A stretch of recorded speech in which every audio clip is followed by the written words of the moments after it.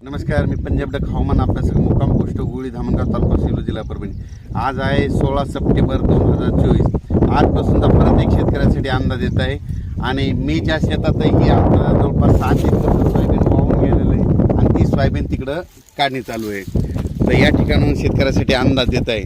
तर ह्या शेतामधून काय झालं, पाणी गेल्याच्या नंतर काय झालं, संपूर्ण नुकसान झालं। तर एवढाली झाडंसुद्धा वावो ह्या शेतामध्ये आलते आणि त्या शेतात आता सोयाबीन काढणं चालू आहे। कशामुळे काढणं चालू आहे तर परत सांगतो की शेतकऱ्याला की राज्यामध्ये तुम्ही काय करा, 21 तारखेपर्यंत तुम्ही तुमचं सोयाबीन काढून घ्या। कारण की राज्यामध्ये 21 तारखे ते जवळपास 2 ऑक्टोबरपर्यंत मुसळधार पाऊस पडणार आहे।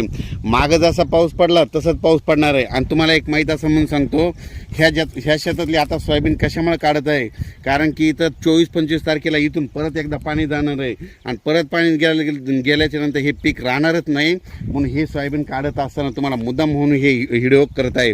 म्हणून तुम्ही देखील काय करा, 21 सप्टेंबरपर्यंत तुम्ही काय करा, तुम्ही तुमची सोयाबीन काढून वळे लावून ठेवा। कारण की राज्यामध्ये 21 सप्टेंबर ते 2 ऑक्टोबरच्या दरम्यान 10 दिवसामध्ये खूप पाऊस पडणार आहे, मुसळधार पडणार आहे, ओढे नाले वाहणारा पडणार आहे, नदीला देखील पाणी येणार आहे, वड्याला देखील पाणी येणार आहे, काही ठिकाणी पुलावून देखील पाणी जाणार आहे। म्हणून हा अंदाज लक्षात येतात। पण राज्यात एकंदरीत परिस्थिती बघायचं झालं तर 21 तारखेला तो पाऊस पूर्व विदर्भाकडे येणार आहे, तिथून लगेच ते पश्चिमी विदर्भ, त्याच्यानंतर मराठवाड्याकडे येणार आहे। मराठवाड्याकडून परत तो पाऊस, तुम्हाला एक सांगू इच्छितो की तो पाऊस लगेच पुन्हा इकडं पश्चिम महाराष्ट्राकडे जाणार आहे, त्याच्यानंतर उत्तर महाराष्ट्राकडे जाणार आहे। म्हणून हा अंदाज लक्षात येतात। माझी सर्व शेतकऱ्याला सांगू इच्छितो की राज्यामध्ये आता जवळपास म्हणजे 21 तारखेपासून म्हणजे पाऊस तो पूर्व विदर्भ, त्याच्यानंतर पश्चिम विदर्भ, त्याच्यानंतर मराठवाडा, त्याच्यानंतर पश्चिम महाराष्ट्र, उत्तर महाराष्ट्र, कोकणपट्टी, खानदेश, म्हणजे हे पाऊस जवळपास 2 तारखेपर्यंत सगळीकडे धुमाकूळ घालणार आहे। म्हणून हा अंदाज लक्षात घ्या। आणि तुम्हाला एक सांगू इच्छितो, आणखीन लातूरकडं म्हणजे मांजरा धरण आहे, तर त्या धरण देखील ह्या पावसामध्ये 30 तारखेपर्यंत भरून जाणार आहे। म्हणून त्यांच्यासाठी आनंदाची बातमी, माजलगावचं एक धरण भरायचं राहिलेलं आहे, ते देखील आता ह्या पावसामध्ये 30 तारखेपर्यंत भरून जाणार आहे। मग ही त्यांच्यासाठी आनंदाची बातमी। येलदरी धरण 79% झालेलं आहे, ते बी 20% ह्या पावसात भरून जाणार आहे, कारण की विदर्भात खूप पाऊस पडणार आहे। म्हणून हा अंदाज लक्षात येतात।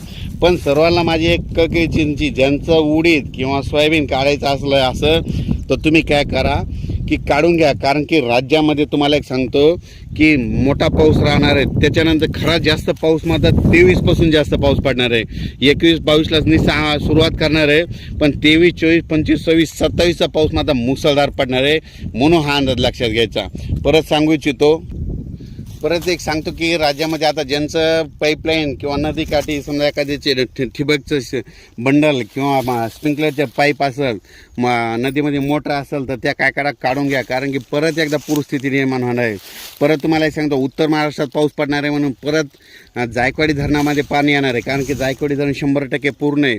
मग तिकडं पाऊस पडल्यामुळे त्या नद्याला पूर येईल, त्याचं पाणी पुन्हा सोडावं लागतं, त्याच्यामुळं हे मग गोदावरी नदीला पूर येणार आणि तुमचे पाईपलाईन असेल, मोटर असेल, ते वाहून जातील। म्हणून तुम्ही हे देखील काढून घ्यावे। परत एक माझी तुम्हाला सांगतो, हे माझ्या शेतामधलं सगळं जवळपास 7 एकरचं सोयाबीन वाहून गेलेलं आहे।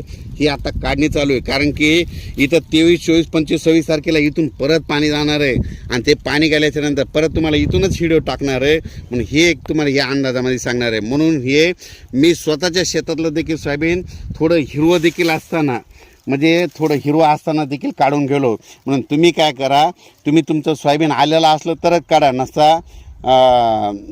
नसता का म्हणजे त्याची जास्त रिक्स घेऊ नका। हे कारण कशामुळे काढायला, कारण की तो आमचा नाला फुटलेला आणि ते परत आता पावसाळ्यात बुजवणं होत नाही, त्याच्यामुळे हे आमचं तसं सोयाबीन काढून गेलो।